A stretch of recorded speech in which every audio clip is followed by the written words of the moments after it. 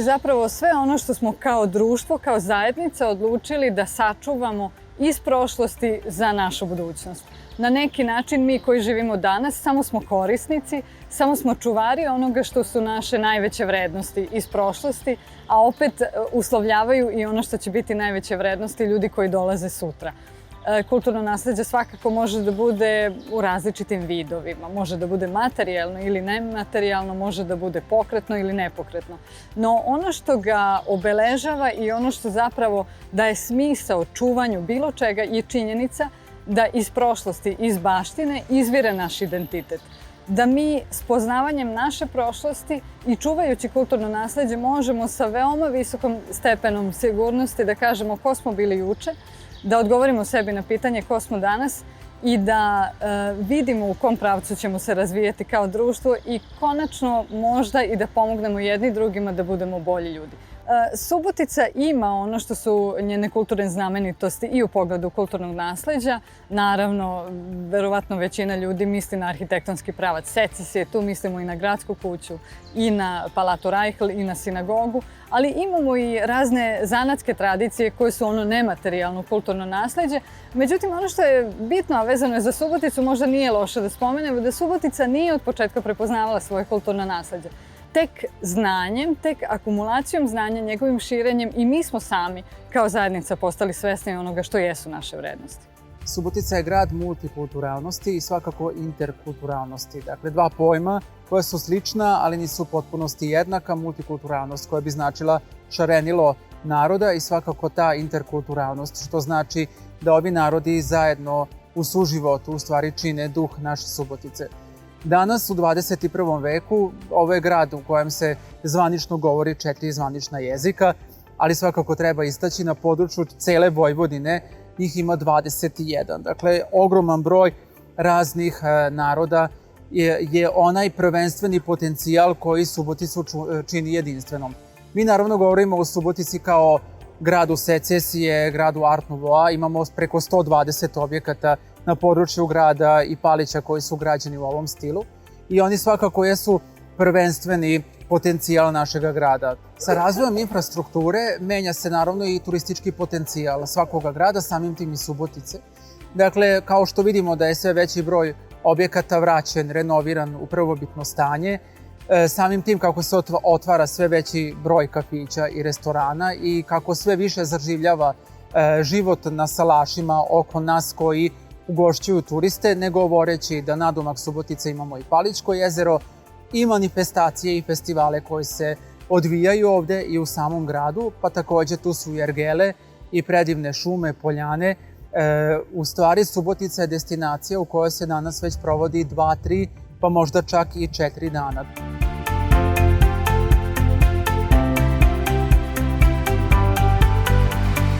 Organizacija IT Subotica 2030 je zapravo organizacija koja je proistekla iz inicijative koje su pokrenule više subotičkih IT kompanija i visokoškolske ustanove iz Subotice, Viša tehnička škola strukovnih studija, Ekonomski fakultet, kako bi kroz jedan zajednički poduhvat u ovom gradu stvorile bolje uslove za život, za rad, ali i za studiranje. Jako bitne teme su nam i zaštita životne sredine i pored toga takođe sve više značaja pridajemo i temi kulture. Jedan od projekata na koje smo posebno ponosni jeste čišćenje i oslikavanje kablovskih ormana u Subotici i to je zaista prošlo veoma zapaženo kako od strane medija, gradske uprave, a sa druge strane pre svega građana kojima se to izuzetno dopalo. Subotički umetnici, 5 subotičkih umetnika je radilo na oslikavanju tih kablovskih ormana i to smo uradili zapravo u koordinaciji sa Međuopštinskim zavodom za zaštitu spomenika kulture. Druga stvar koju bih napomenuo, a tiče se kulture, jeste inicijativa i projekat Parkiranje. Ovo je zapravo inicijativa naše organizacije da se u Subotici pokrene niz muzičkih događaja koji će se odigravati na različitim lokacijama po gradu Subotici na svakih nekoliko meseci, gde ćemo dovoditi interesantne, eminentne, kako poznate, tako i manje poznate umetnike, koji će zapravo na nekim interesantnim lokacijama po gradu nastupati. Ovu inicijativu smo pokrenuli u koordinaciji i dogovorima sa produkcijom Šablon. Digitalizacija kulturnog nasleđa podrazumeva stvaranje multimedijalnih baza podataka kojima se omogućava očuvanje kulturnih dobara, njihovo predstavljanje i promocija široj javnosti. Time kulturna baština postaje dostupna kako stručnoj, tako i široj javnosti, ustanovama kulture ili preko interneta celom svetu. Problemi s kojima se susreću institucije kulture su nedostatak kadra koji bi se bavio procesom digitalizacije, kao i nedostatak sredstava i opreme neophodne za sprovođenje tog procesa. Do tih potrebnih sredstava institucije uglavnom dolaze putem javnih konkursa, nadležnih ministarstava na republičkom i pokrajinskom nivou, kao i evropskih fondova. Digitalizovana građa se putem tehnoloških aplikacija može uobličiti na više načina i tako predstaviti široj publici na atraktivan način. Postoje razni vidovi predstavljanja kao što su VR, virtualne ture, AR, augmented reality, web i mobilne aplikacije, kviz aplikacije, audiovizualni sistemi.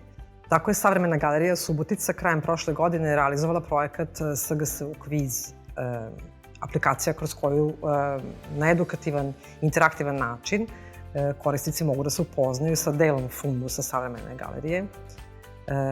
Aplikacija nudi pregled izbora 40 dela iz njihove kolekcije, kao i 4 kviza sa po 10 pitanja, a tačni odgovori po završetku kviza nude da samo delo postavite kao pozadinu na svojem mobilnom uređaju ili da podelite sa prijateljima putem raznih kanala komunikacije.